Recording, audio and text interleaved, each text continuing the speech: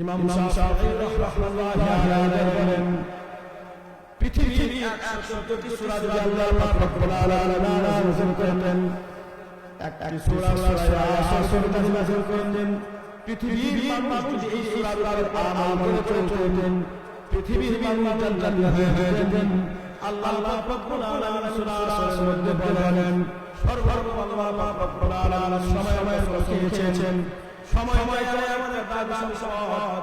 আল্লাহ পাক রব্বুল আলামিন সময় বলেন, সময় মানে সেকেন্ড, সময় মানে মিনিট, সময় মানে ঘন্টা, সময় মানে দিন, সময় মানে সপ্তাহ, সময় মানে মাস, সময় মানে বছর, সময় মানে যুগ।